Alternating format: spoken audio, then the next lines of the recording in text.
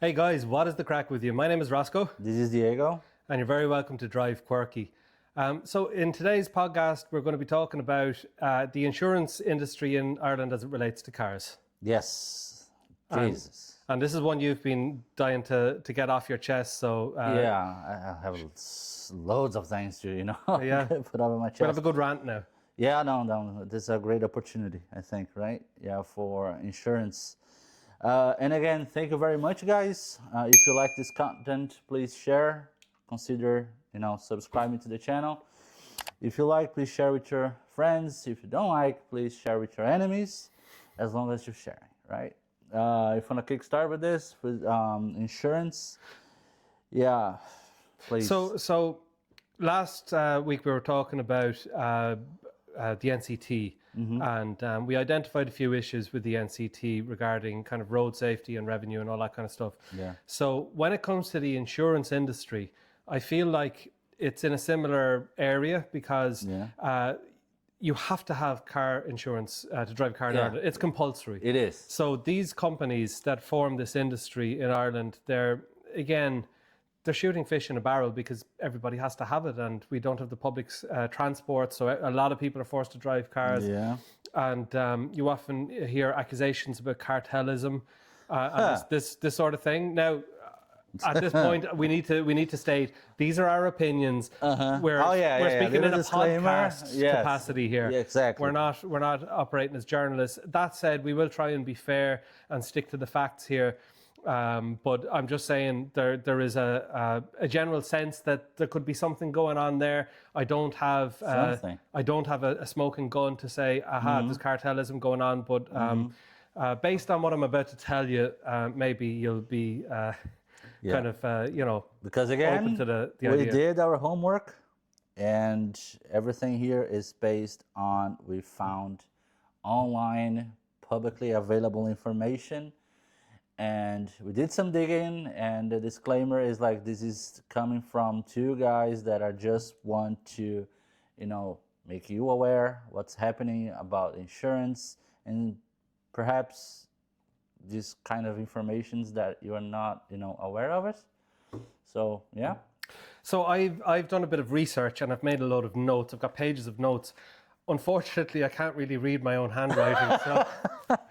Yeah. But I've taken down some facts and figures here, but I just want to, first of all, go to something which has been happening over the last few years, where we have a politician in the Dáil called Pierce Doherty. He's a member of Sinn Féin. And he's kind of taken it upon himself to investigate this and to really grill these guys in whatever committee it is, where he gets the head of the insurance companies in. And where is he now? Not dead. Well, he's still in the opposition. Cool. No, Pierce Doherty is still around. I wouldn't be surprised if he ends up being a minister for transport at some stage. But one thing struck me. I was watching this video where he's asking the heads of these insurance companies. I think one of them was FBD. Another one might have been AXA. But essentially, right, he said to these guys, he said, you claim that up to 20% of your claims are fraudulent, and that's why your prices have been increasing. And he started to drill down into the figures. And what he did was he asked these companies, I'm not sure exactly which companies now, I don't want to libel anybody, but I think it probably goes for all of them. Okay. But he asked them how many of these suspected frauds did they report to the Gardaí. And the figures just didn't stack up. They reported a handful, maybe 8 a year or something like that. Okay. 8 cases a year. But they're saying up to 20% of cases are fraudulent. And so he said, why the discrepancy? Yeah. And they said their excuse was that they said, well, we would need to prove beyond a reasonable doubt. And Pierce Doherty immediately cracked down on them and said, no, that's a matter for the guards. If they're bringing something to court, the director of public prosecutions, they would need to worry about that. You don't need to worry about it. If you think something is fraud, you report it to the Gardaí. Now, they have their story, the insurance companies, but I think it's pretty clear when you look at that kind of stuff that they're making these things seem as if fraud is rampant, when in actual fact, they don't have any basis to say that. That's true. Yeah. And what was the outcome like? Well, there was no outcome. The guys were kind of lost for words. Oh, of They course. didn't really have anything good to come back. But look, I think the point stands that Piers Doherty made is that these guys are saying, oh yeah, lots of claims, 20% of the claims could be fraudulent. That's why your premiums are going up. They reported virtually none of these supposed fraudulent claims to the Gardaí. I think that speaks for itself. I don't think that is the conclusion. You don't need to go. I agree. Like past that. the Gardaí needs to be like they need to conduct the investigation, not the insurance. I mean, they can work together. You know, like okay, these are the cases that we think that's fraudulent, and then send to Gardaí to investigate. And But I think that exposes that the insurance companies themselves did not feel that what they had reached the burden where that they could conclude that it was fraud. But Okay. they were very quick to claim that okay, in justifying higher premiums. I agree 100%. But like, it's kind of complicated because there's a lot of discrepancies as well. I can say in my case, right? So it's so hard to get insurance in this country when you arrive here, right? Like, and I'm an immigrant, and when I first came here, I had to buy, of course, a car because it's quite impossible, especially living in the West, in Ballina, County Mayo. So imagine. That's where you started off when you first came to Ireland. Yeah, in Ballina. So when I got our first car, I was saying, okay, so let's spend like 2,000-3,000 quid in a car because, you know, it's cheap and it's something that we can afford right now. And I started looking for Golfs, you know, like Toyotas, those bulletproof cars, you know what I mean? Great, I found one, Golf 2008, perfect, $3,000, insurance. I swear to God, man, I called all of them. I called all the companies you can imagine, all the brokers, the companies, like I called, I don't know, man, I think I spent like the whole day calling people. And no, I'm sorry, that was not approved, that was not approved, not approved, not even a single quote. And I say, damn. And then I heard that if you have 3 letters that you are not accepted, you can send that to the government, something like that. Yeah, that's right. Yeah. And then there was this very nice guy, I forgot his name and the company he was working for. He said, look, I think that's because of the year of the car, right? Because it's a 2008 and you are a learner. Try to get a newer car. Like, Jesus, okay, that would be expensive, right? And I was thinking, what's the most safest car around? Volvos, right? Let's go for Volvos. And I found one 2016, a Volvo 2016 for like, I don't remember, I think it was 12 grand. And I had to apply for finance, but that's another thing. Okay, cool. So I got the reg of the car, started calling again. First quote, 4,000. Wow. Second quote, 380. And I was in this like 3.5 to 4,000. And is that because they don't have any record of you driving in Yes. Ireland, so Yeah. you don't have any no claims bonus? So Exactly. as far as they're concerned, maybe you learned how to drive yesterday and Yes, you're just that was okay. the case. Okay. Because like I'm driving since I have insurance in Brazil since I was like 18, right? But that driving record or whatever means nothing. So yeah, 3.5 thousand to 4K. And I think the first one was Liberty. We paid 3,000 and a half Right. for the first year. And how did the subsequent years go down? So then I did my driving test, and I called them immediately when I got my pink driver's license. Say, hey, now I have a novice. Oh, cool. So I think it came down to 1,800. Was that the next year? Right after I got my novice, I think it was less than a year. Right. Okay. Yeah. So I called them, say, hey, I have now my N, and they said I think it was 1,800. So they adjusted the price. That was cool, but it's still too expensive. 1,800. For then all the I had to renew the insurance every year, of course. And now it has been almost 5 years, and now I'm paying 800 or 900 for the car, Right. which is still expensive. And then when I'm still calling around, I don't get like huge discrepancies. Like, oh, this one charged me 900, this one 850, the other one very close 870. together. They're very close together. Well, that's the kind of stuff where people start to think, hang on a second, is there a cartel operating? Yes. They all seem to mirror each other very closely. Yeah. Because don't forget that the way this works is that these insurance companies have an underwriting system that's almost like an algorithm. It's like, apparently there's not somebody kind of, making up the quotes. It's like, they enter the details into the system spits back the figure, and that's it. Now, Yeah.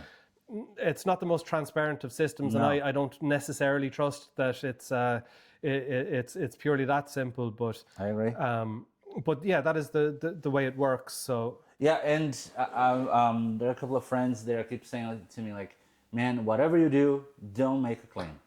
Well, why? But what happens if someone hits my car?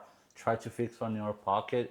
Try to have this conversation with the person. well, I did mention to you in the last podcast we did that somebody tried to steal my Toyota Glanza, and they crashed it into my neighbor's DC5, and they burnt out the two of them. Jeez. So now at the time I bought the Glanza for like less than 2,000 euros, like 1,800 euros. I had it insured for $2,000.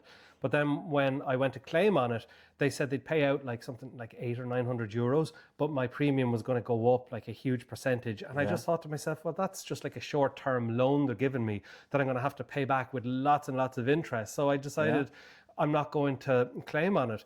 Now, in my opinion, that's what makes it just a piece of paper in the window to me. It is. It's only really if you were to crash into somebody and kill somebody and that kind of stuff, like, really serious crashes, or if you're driving a really expensive car.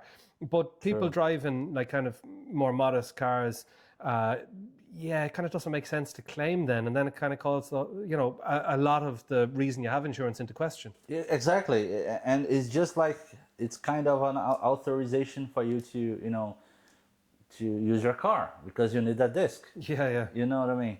Well, it's funny, like when we're talking about calling around, you said that you rang around and you found a lot of the prices were the same. Yeah. There was one particular year where the insurance rates had been good for a while. Like I was paying between 300 and 400 a year, something like that. Oh, that's for, good. for a little while. And then one year I went to renew it. I think it could have been in a Celica or something like that. But it went up anyway to 500 or 550, 600, whatever it was.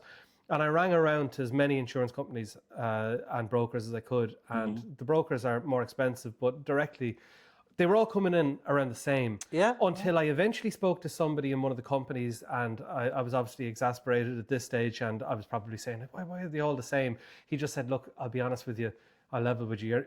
You're not really going to get a quote cheaper than 500 off any company. And like just the way he said it kind of made me think, hang on a second now. You know something. Something's coming. Yeah, you know something, exactly. Yeah. So what I did was I put my little journalism hat on and I did a little investigation. Okay. And I rang around to the relevant bodies. So I would have rang, I can't remember. It was definitely the insurance regulator anyway, and a few other places. I think the competition authority, stuff like that. Now, when I rang the insurance regulator, the regulator is, I didn't notice, all it is a desk. At the time, anyway, all it was is a desk in the central bank. I don't even think there's anybody on the desk full-time. Like, for some reason, naively, I thought there was like an office somewhere with all these people investigating to make sure there's no cartelism going on. It's very light touch regulation in this country, especially when it comes to the insurance industry. Yeah. And so I was a little bit shocked by that.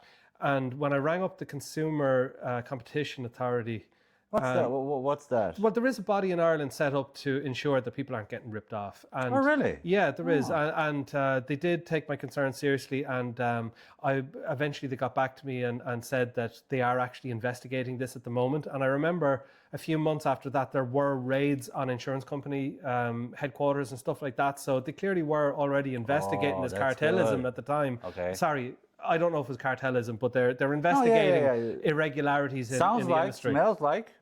Now, this Pierce Doherty, TD, who I referred to earlier on, there's another video I watched and it was just him at home renewing his own car insurance. Okay. And his car insurance comes up for renewal, and it has jumped. It's gone up, even though, like, technically, if it's going to do anything, it should go down because he's proved for another year that he's like a low risk customer or whatever it happens to be.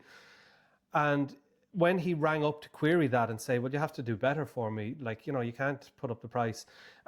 They came back with a very slightly lower quote, but he said, that's the best we can do. We can do. Like 30 quid. What he did then was he got exactly all the same details he just gave them, entered them into their online kind of, application thing with a different reg plate. But maybe a different reg plate. Just basically as a new customer, he was able to get 33% off. What? Yeah. So and look, this is well known in the market as a thing called differential pricing, but look, let's call a spade a spade. The insurance companies identify certain customers who are unlikely to query their renewal. They'll just accept it when it comes in. It comes in higher. Oh, the insurance has gone up this year. That's it. That's okay. But I think there's so little transparency in the process of insurance, and I think even in the auditing of it, I don't believe all of their books are opened up to scrutiny. So they're able to claim this stuff like, insurance fraud has gone skyrocketing. Well, we know that's not the case based on their answers in front of the committee. No,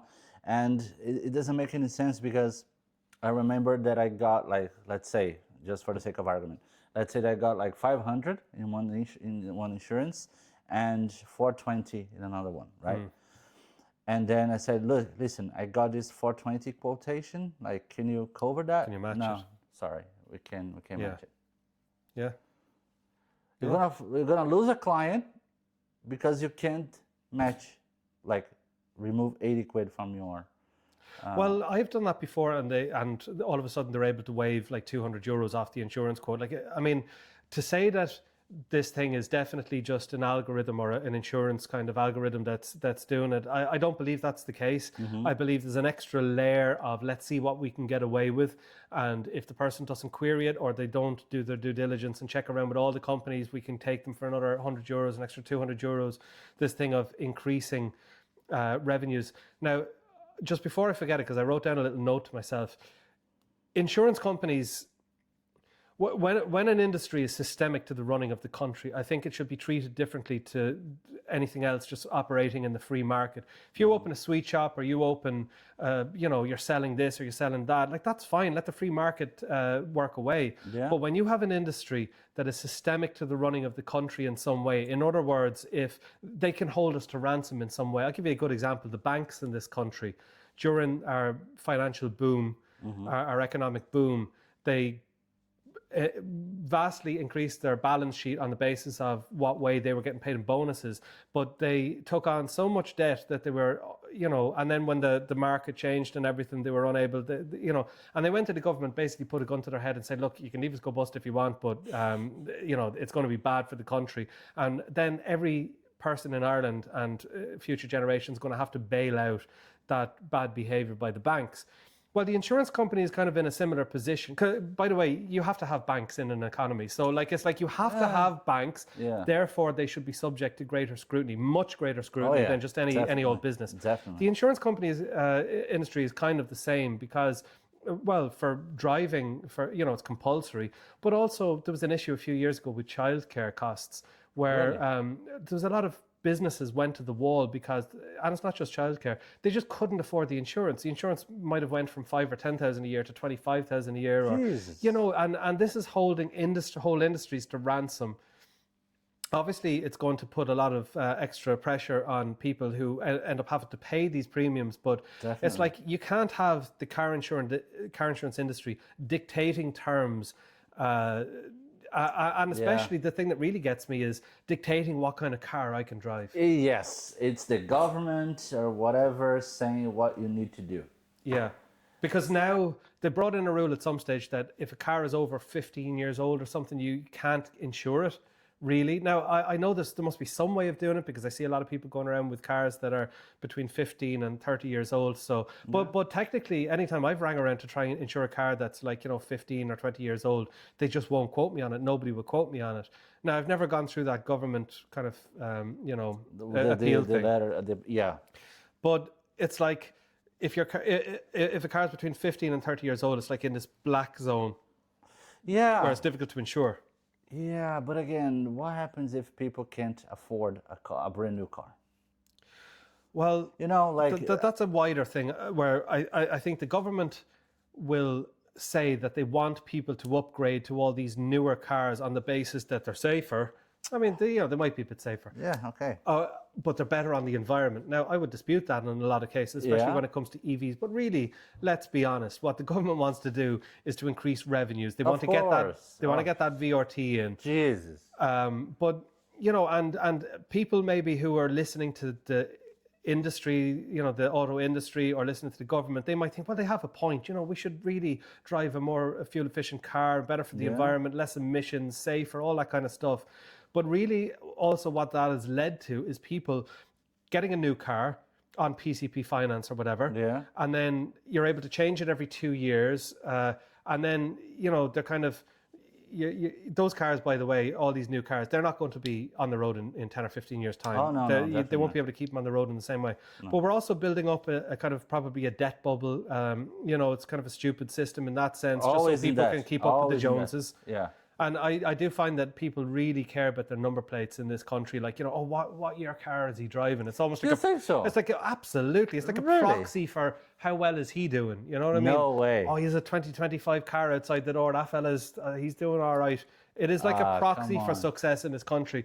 That's why I don't really like that system. I thought it was only Brazil. Like, oh man, that guy drives a new Beamer or anything like that. Oh, hey. Well, I think it's much less of a problem in the likes of the UK, where they don't have the year on the reg plate, so it's a lot more difficult to work out. Like if a car is 3 years old, you mightn't know that if they haven't facelifted the car. You can have a Nissan Juke from 2012 all the way to 2024.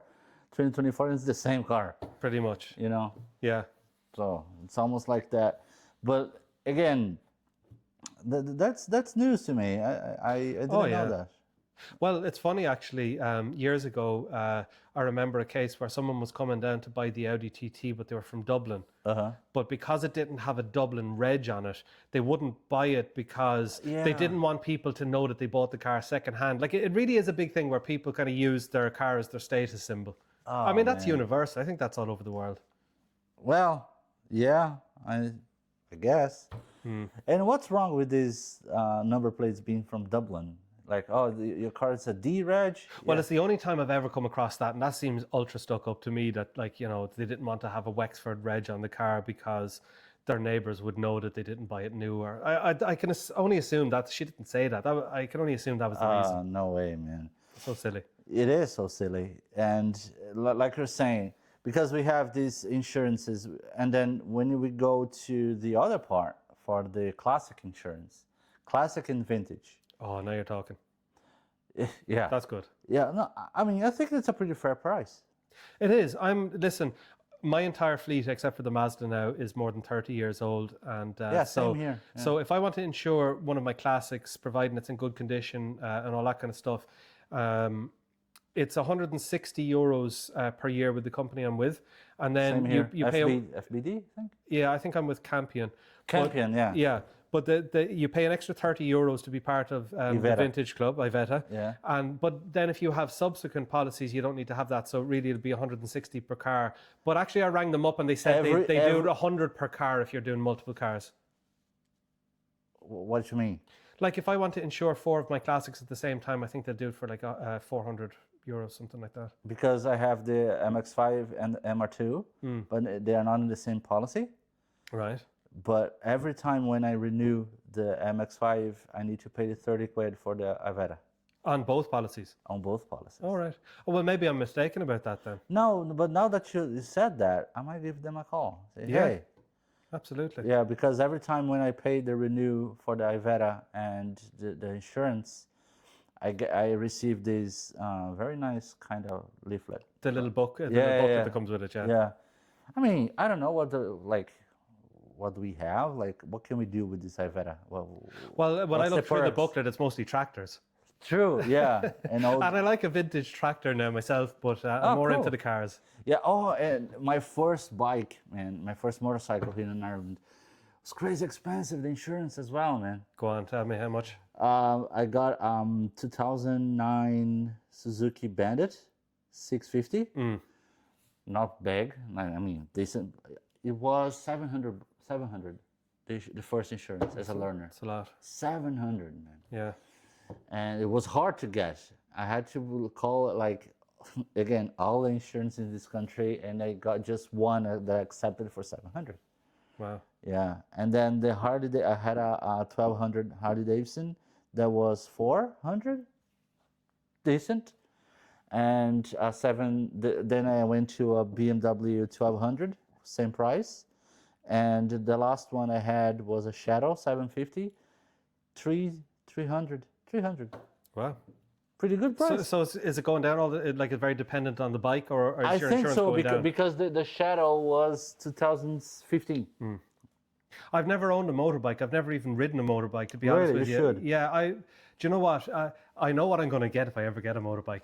I like Japanese sports bikes and that, but I love the Ducati 916. Oh, But the other thing that I've become obsessed with, right, are these BMW Boxers. Oh, yeah, with the drive very- shafts on yeah, them, and I I know. love the cafe racer style Me of too. them. I absolutely love them. I think I think that'd be the bike I get. all the Triumphs, the Speed Triple. the Speed Triple, the Bonnevilles, they're kind Yeah. of cafe racers. Yeah, from the factory. But in one of those things that when these insurance for motorcycles, that they're fine. Never had to use one. But I think you should pay per use. Because to be honest, if you aren't like, okay, I only ride on, sunny days or summer. We have people like that. And we have like those crazy ones that, ride no matter the weather. Yeah. Which you guys are awesome. But that's a different proposition. Now, if you only bring your bike out on a fine day, like 20 days a year, Exactly. that's a different proposition to somebody riding the bike through the winter the whole time. yes, I agree. With a contact patch like that on the road, you know what I mean? True, exactly. But like you are paying the whole year to use 3 months or 2 months in a year. You should be like, okay, I want to do an insurance. Actually, that's a good idea for a business for you insurers. You can do like, because to be honest, I think 70% of people who owns bikes in this country, they're gonna use for the summertime. So do a summer insurance. Oh, come here, and I just raised this. I know it's kind of a little bit out of what we're talking about, maybe, but the scooters on the road, it's a huge problem. Oh yeah. The electric ones. The electric ones, like all little kind of 8-year-olds zipping around through traffic. Yeah. Not having a clue, rules of the road safety, all that kind of stuff. No helmets on them. And I saw just a parenthesis. I saw a kid on Facebook asking, "Is there anyone that can like hack into my scooter to go above 25 or whatever?" And lots of comments. PM me. Oh, really? Yeah. Wow. So you can, because what I was reading that when you are buying these kind of scooters, they are EU, like European. There's a standard. Yeah, because in Europe, you need to have this kind of standard, like do not go above 25 kilometers per hour. Did you see the Gardaí actually have little rolling roads? But they have to with that them? doesn't make any sense, man. There's no load. The guy just put in the scooter under this tiny I suppose dyno. they can compare one scooter to another. I suppose it's useful in that way, but Yeah, but if you like a guy like you or me, on top of twice it, the size of them. twice this. No, imagine like, okay, that scooter with no one riding, it's like, I don't know, 80 kilometers an hour. But a guy like me, 90 kilo, on top of that thing, won't reach 80. But what you were saying about increasing the speed of a scooter, I suppose any electric vehicle like that, and you see that with the Teslas, instead of going and getting like forged pistons and a big turbo and Yeah, ECU, just a firmware it's just update. you're just overdriving the motor, like it's easily done. Cheaper. You Yeah. know? But again, it's crazy because like you're saying, I think there's a new law now that those scooters, they need to have some kind of permission to ride. Did you see that? Well, no. I as far as I'm aware, the issue's not being tackled. I think it's You need to have I like think it's an epidemic, to be honest with you. I think I know. I mean, there was two young fellas in a really serious accident. I just came across them lying on the ground. They just come out of a housing estate, perpendicular out in front into the road, and got hit with a bus. Sorry, that one was a Jeep. They hit with a Jeep. Then there was another one on the Cork Road where they got hit by a bus. Two people on the scooter, again, came out of a housing estate, perpendicular to the road, just straight out in front of a bus. And, you know, these guys, they're kind of not being... They seem to be getting a free pass. Now, look, I know it's difficult to police this, but at the very least, they could enact legislation that if the cops see somebody acting the maggot on one of these scooters, they could just put it into the back and tell your parents to come up to the guard station. You know what I mean? And we'll deal with them. Yeah, I agree. And there's no... See, again, those guys that are flying around with those things, but no insurance, no nothing. No nothing. You know? Yeah. So that's kind of a gray area there. It is, but I mean, it's been going on long enough that it shouldn't really be a grey area anymore. True. Yeah, I agree. And I mean, when you think about what we were talking about in the last episode about the NCT, the importance of road safety, how little the roadworthiness test plays a role in actual road safety in terms of, like, you know, contributing to accidents. Then you have this other phenomenon going on before our very eyes where there's, you know, children going around on these motorized vehicles, zipping in and out of traffic. Yeah. And it's kind of left on the long finger where they don't do anything about it. So it makes you wonder about priorities when it comes to, is all this stuff about road safety, or as usual, does it come down to how much can we rip off the Irish public? You know, they don't seem to care about the road safety when it comes to certain things. Of course not. And I don't know why the Irish people, they're not just like, you know, I don't know, not rebelling, but, you know, actually try to do something about it. Well, I don't know if you know about this, but I think there's a general consensus that in Ireland, we kind of put up with a lot of stuff. Like, I believe across the board, stuff costs a lot more in Ireland than it costs everywhere else, because generally speaking, people believe that the Irish people will bear a higher cost without giving out. Jesus. Sometimes up to 30% more.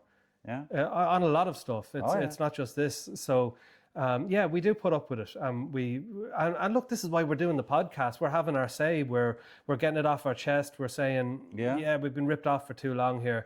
Too long. You know, Too long. You say it's about road safety, but what about this? What about that? You know, we are voicing our opinions here. Yeah, we just try to shine a light where, you know, sometimes people are just like, you know, blindfolded or whatever. Oh, no, that's a good point. You know, we're trying to get, you know, to show that kind of the other way, the other point of view. Well, look, I mean, most people are just too busy trying to earn a living in order to pay for all these things that are demanded of us. Yeah. I mean, the time that I went ringing around the various bodies, like, you know, that took up, like, you know, kind of 4 hours of my time just trying to get an answer as to why I couldn't get a quote below a certain point. You know what I mean? People don't have time for that. I agree. Yeah, and we pay so much tax, man, in this country. That's ridiculous. For so little return. While we're talking about it, I want to get something off my chest now. Please do. Yeah. So all the taxes that the motorist pays, right? I remember 20 years ago, Eddie Hobbs had this show called Rip Off Ireland. And this is back in the boom or the bust. It was back then, right? 2008, something like that. And he said that at the time, Irish motorists, between the jigs and the reels, the VRT, the excise on petrol and diesel, the VAT on parts, all the stuff combined, right? We pay 4 billion euros a year towards the exchequer. Now, I've checked that recently, and I think it's in excess of 5, at least Jesus. 5,000 million a year we pay, right? Now, think about this. So over a 10-year period, the motorist in Ireland pays, you know, 50 billion euros towards the exchequer. Now, imagine if that money was ring-fenced in order to build the next generation of public transport, because they're always talking about it. Oh, we need to give up the cars now. We need to start using trains. Well, what trains? We need to start using the buses. all this kind buses? of stuff. Yeah, so like, I mean, they're speaking out of both sides of their mouth, because on the one hand, they're saying we need, you know, people to use public transport. At the same time, they've taken all this money off us. Yeah. They've not spent it on, you know, making that, you know, making that a reality. Yeah. And I just think it's mental, like. No, and you're saying about like public transportation and all these taxes that we pay. Waterford, that's fine. We have a train station that goes all the way to Dublin. But try to, I don't know. Cork, Limerick. Yeah. You know? Yeah. It is so hard, man, to you need to own a car in this country. You do. And we don't build up, we build out. Exactly. And, you know, So they are taking advantage of that. So Yeah. People, Ireland, they need cars. Okay, good. So how can we fence that? Okay, so if they need cars, then they need to have NCT. Then insurance needs to be like compulsory. Then all the kind of things, man. So But the part I really have a problem with is that even though the motorist is basically propping up this country with revenues, right? yeah, We're still treated like second class citizens. Like, have you noticed all the ridiculously stupid changes they've made to the road system in Waterford? The key down to kind of 2 lanes, the Williamstown roundabout, all this kind of thing. But like a number of times I've videoed on the quay when I see an ambulance trying to get down the quay and they can't because they've yeah. reduced the lanes down. Yeah. And it's like, and the same thing happened the other day over in Ferrybank, and somebody's life could have been on the line. But why would you do that? I think they treat the motorists like, oh, we need to get people off the roads. Who cares about the motorists? Well, we're the guys paying for a lot of the running of this country, and we shouldn't be treated like second-class citizens. 100%. Either you want the revenues, Yeah. or else you want to get people out of cars and into public transport. But either way, you have to kind of keep up your end of the bargain. Man, yeah. Jesus, that's tough. Yeah. That's really tough. And where this money should go, like where it's going, where is this tax like Into a black hole. we don't have that transparency. Like all these motor tax that we pay. I'm not seeing any improvements on the streets. I'm not seeing improvements on motorways. Are you? Well, I mean, since like the motorway network has really improved over the past 20 years, it's transformational, but that wasn't the revenues from the taxpayer. That was extra revenues. They had a public-private partnership, so they get an outside company in to part fund the thing, and then they put toll booths on, so then we have to pay another tax to use this thing, even though we're already paying through the nose. Yeah. It's tax on tax on tax. Look, we know that's just the way it is, death and taxes and all that. Yeah, I agree. Yeah, and I hope like this. I don't see an end or like a better scenario when it comes to insurance in this country. Well, I'm glad somebody like Pierce Doherty, at the very least, is making it an issue, because like it's just being ignored by everybody else. And like I really like when I see somebody just kind of call a spade a spade. Just have somebody there, ask them a simple question to back up their assertions, and then they fall to pieces, and it exposes them for what they are. But I think more needs to be done. Like I keep saying, if an industry is systemic to the running of a country, you can't just leave them off like to their own devices. There needs to be more strict regulation, making sure that they're not ripping off the general public, and making sure that they're keeping up to their end of the bargain. And not only that, like we were talking about insurance, like car insurance and house insurance. Like I pay my mortgage and I need to have an insurance. Yeah. Why? Why it needs to be compulsory? If Yeah, I mean, it should be your choice, really, shouldn't it? Exactly. So in order to continue with my mortgage, I need to have a house insurance. I think that has more to do with the bank than anything. You know what I mean? To ensure. What? That I'm still gonna pay my mortgage? Well, just because they technically own the asset until you've paid it off. So if it burns down in a fire or whatever, they want you to pay the insurance to make sure that they get their. Jesus, but that's another thing on top of another thing. Of course, that's the way it works. Oh man, it's frustrating, to be honest. It's such an expensive country to live in. It is. I didn't realize that, since, because when I first moved here, I thought, oh, crazy, that's good. It's not that, I'm not going to talk about rents, but all the other stuff, I was thinking, well, that's cheap. That's, like you can live with the minimum wage. You can survive with the minimum wage. It's difficult. It is, right? I know. Well, I was struggling to survive. I ended up working in a call center for a couple of years at one stage, and I could barely make ends meet, and that's before the rent went stratospheric. Imagine now. So I don't think people can live on the minimum wage now. No, I don't think so. Especially if you need to, like, when I first came here, I was thinking cars, of course. So now my whole thing, I can have whatever car I want, I wish. And I was like, cool, let's try to find an MX-5 because it was like one of my dream cars. And, that's not that expensive. I can buy one. And then insurance, tax, and it keeps topping up, and I say, it's not that cheap. No, it's very expensive to keep a car on the road. It is, like because of tax and insurance. Well, the excise on petrol as well, and The diesel. petrol is not that bad, I think. Yeah, I mean, look, it is comparative to other Western European countries, but I mean, when you add all this stuff in, the VRT is crazy. No, as well. VRT. I don't know who told me, but like, I think Ireland's the only country that charges VRT. I believe so, and I believe it's. I don't think it's necessarily on the up and up. Like it might not be permissible, but we kind of do it anyway. I imported a Toyota Seraph from the UK before. I paid £400 for the car, 500 to transport it over, and 700 and something for the VRT. No way. Yeah. You pay more as a VRT than the car. Yeah. Yeah, probably a fringe case, but still. But what? Okay, so if I wanna import something from Germany, If once it comes from outside all cars come from outside the state. I think you get an exemption if it's like over 30 years old. You pay like €200 or something. But Okay. if it's kind of a relatively recent car, you're going to pay through the nose for it. yeah, I'd look.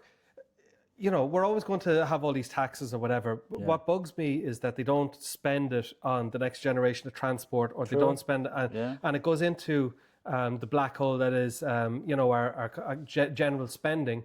But the point there is gone. It'll come back. yeah.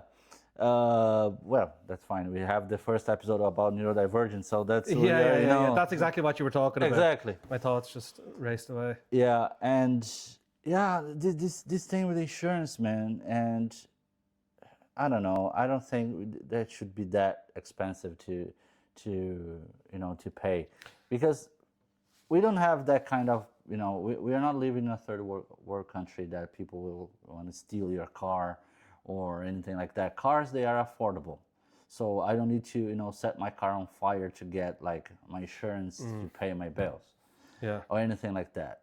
So why charge that much? Yeah.